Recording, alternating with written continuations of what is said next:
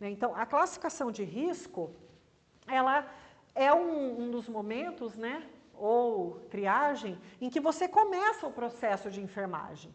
Aqui no Brasil, né, nós utilizamos o protocolo de Manchester. O protocolo de Manchester é esse determinado, que determina o grau de urgência dos pacientes de acordo com cores, né, de acordo com o tipo, né, o problema que ele está apresentando. Então, né, via de regra, nós temos lá a emergência, aquele paciente que necessita de atendimento imediato. Os que chegam muito urgente, ou seja, eles, máximo 10 minutos ele precisa ser atendido, são os pacientes classificados como laranja. Praticamente imediato, ele não pode esperar muito. Ele está entre o vermelho e o laranja. Quando a gente tem pacientes urgentes, esses daqui às vezes confunde um pouco, você não sabe se classifica como laranja, como amarelo. Quando a gente tem lá a classificação de urgente, são aqueles pacientes que precisam de um atendimento rápido, mas pode aguardar, né? Esse urgente pode virar muito urgente. O muito urgente pode virar emergência, tá? Então, a gente sempre tem que pensar que aquele paciente que está ali há 50 minutos esperando que ele tenha o máximo de 50 minutos, ele precisa ser reavaliado. E também usa o processo de enfermagem. Porque se ele piorar, se ele convulsionar, se a dor sair de um 8 para um 10, né? O cara chega lá com uma cólica renal de 8. Mas aí você deixa ele ali esperando que tem que, assim, ele vai ser atendido, mas piorou, ficou 10. Não dá para esperar 50 minutos. Então, eu preciso agilizar de alguma forma que esse paciente tenha mais prioridade. Aí a gente tem os casos mais tranquilos, vamos dizer, mas não menos importante, que também requer da gente um olhar, porque nessas unidades tudo pode acontecer. Você pode ter uma fratura de fêmur que pode romper uma artéria, né? Graças aos deuses, aconteceu numa sala de cirurgia. Tá vendo? Como é que você manda para casa? Olha a importância de uma avaliação inicial. Isso é importante. Numa classificação de risco, a gente nunca pode mandar a pessoa embora, né? Ele sempre vai ter que ser atendido por um profissional médico, tá, gente? Isso está, inclusive, na nossa resolução. Então, eu tenho lá os pacientes pouco urgentes, que eles podem aguardar até 2 horas, né? E aí vai esperar, né, a chamada ali quando estabilizar. O que é preconizado é que seja atendido antes de 2 horas, mas fim de semana, a unidade é muito cheia, muitas vezes demora isso mesmo.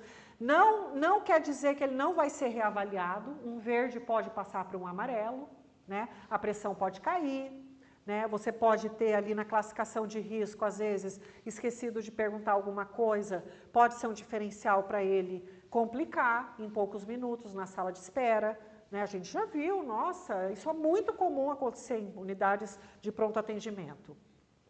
E também tem aqueles casos, né, não urgentes, né, aqueles casos, fazer um curativo, trocar uma receita, fazer uma inalação, que na verdade nem deveriam ser atendidos em unidade de pronto atendimento. São os casos que deveriam ir direto para uma UBS, né, um ambulatório, mas muitas vezes eles acabam indo. E aí a gente precisa fazer também o manejo desse paciente, encaminhar essa pessoa para depois ser encaminhado, né? Isso eu acho que a gente ainda tem que evoluir um pouco mais, porque a nossa autonomia é um pouco limitada, né? Às vezes a gente sabe que não é ali que deve ser atendido, mas a nossa resolução não permite que a gente encaminhe direto, tá?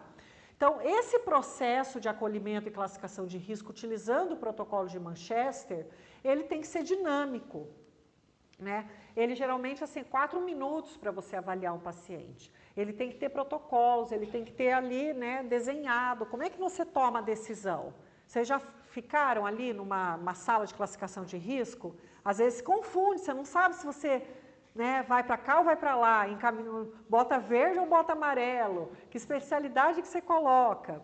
Então, ele precisa de, muitas vezes, né, intervenção médica, de enfermagem, de acordo com o potencial de risco e os agravos, né, ou o grau de sofrimento. Bom, então esse processo, ele precisa se dar como? Escuta qualificada e tomada de decisão, né? Como é que você desenvolve a sua escuta qualificada? Como é que você faz perguntas, né? Então, assim, depende muito, por isso que a avaliação inicial, a entrevista, o histórico de enfermagem, ele não é só chegar lá e perguntar o que está ali no seu papel.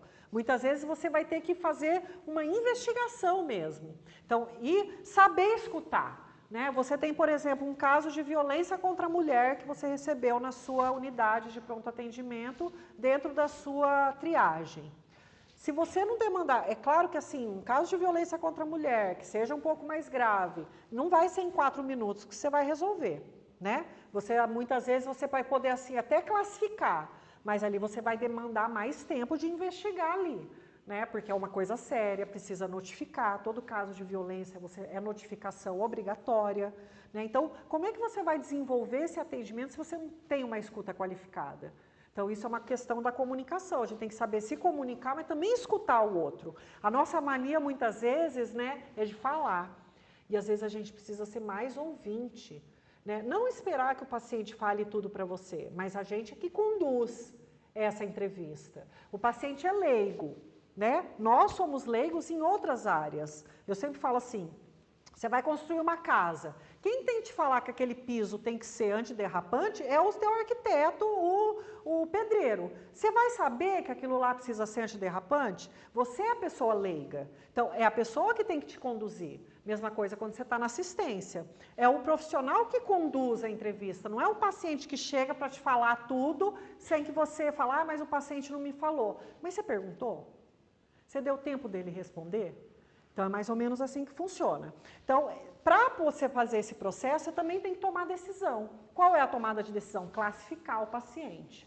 E essa classificação, ela vai te ajudar muito mais se você tiver clareza dos problemas que você está levantando, do que são aqueles problemas e fazer esse julgamento clínico. A gente faz julgamento clínico em sala de triagem.